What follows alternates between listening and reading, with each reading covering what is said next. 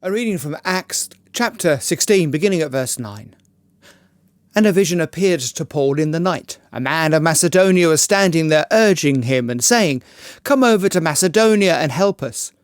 And when Paul had seen the vision, immediately we sought to go on into Macedonia, concluding that God had called us to preach the gospel to them.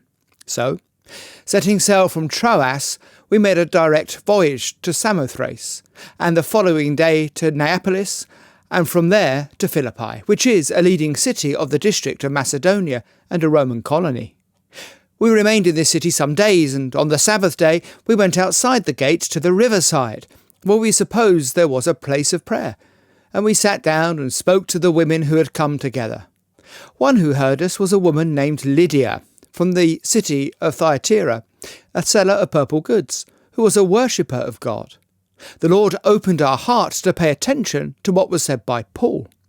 And after she was baptized, and her household as well, she urged us, saying, "If you've judged me to be faithful to the Lord, come to my house and stay." And she prevailed upon us. This is a passage where there's lots going on, but I was particularly struck by a phrase there towards the end of the passage which reads, "The Lord opened her heart to pay attention to what was said by Paul." Now, it's clear that Lydia was no enemy of God. She was not a pagan who dismissed Judaism as a ridiculous religion, as I have to say many at the time did. I mean, most Romans were mystified by the lack of statues in Judaism. Who could have a God with no idol, with no statue? And they thought the notion that there was only one God was ridiculous, or at least many of them did. Why have one God when you can have 100? Other laws of Judaism were equally mocked, the Sabbath, the food laws, and so on. No, we read that Lydia was a worshipper of God, someone who, whilst not Jewish, believed in God and worshipped him. Now, I think it's fair to say that there are many such people today. And even in a nation like ours, which has been secularized in so many ways, there are still many people who believe in God. The idea that there is a higher being, someone to whom you may pray, well, it's still deeply embedded within our society. And few people would argue that there are as many gods as was believed in the ancient world, but to believe in God, well, that's not the same thing as being a Christian. As James starkly reminds us in his letter, "You believe that God is one. You do well. Even the demons believe and shudder."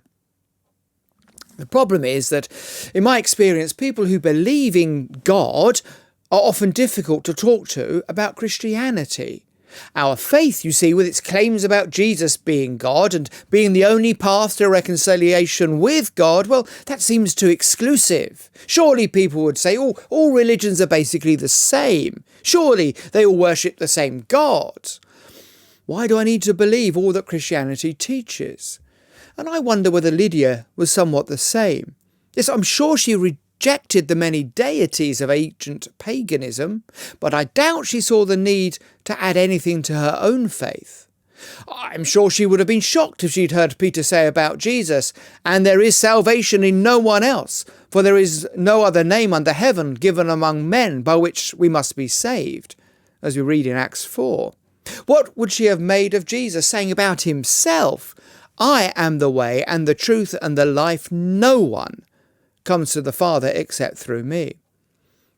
In the end, though, it was not Paul who convinced her of all of this, but rather the Lord opened her heart to pay attention to what was said by Paul. And I take this as a great encouragement for a few reasons. First of all, I'm sure that you know of people who flatly reject Christianity. Oh, they believe in God, but they dislike organised religion, as if disorganised religion is something better. You may have tried to say to them why you go to church, but they simply wave you away. Despair not. God can open their heart, as he did for Lydia. Well, pray for them. It also encourages me to know that in the end, it's not down to me to convince people about Christianity. Paul is one of the theological greats with a grasp on most things, but he still could not get through to Lydia. But God could. In the end, you see, it's not down to your persuasiveness, and that's a relief. And finally, it's good to know that God can open our hearts to things that we cannot understand. How many times have we shrugged our shoulders when thinking about some great things of the faith, only to shrug and to explain with Paul, the Apostle Paul, or exclaim with Paul, "Oh, the depths of the riches and wisdom and knowledge of God! How unsearchable are his judgments, and inscrutable are his ways."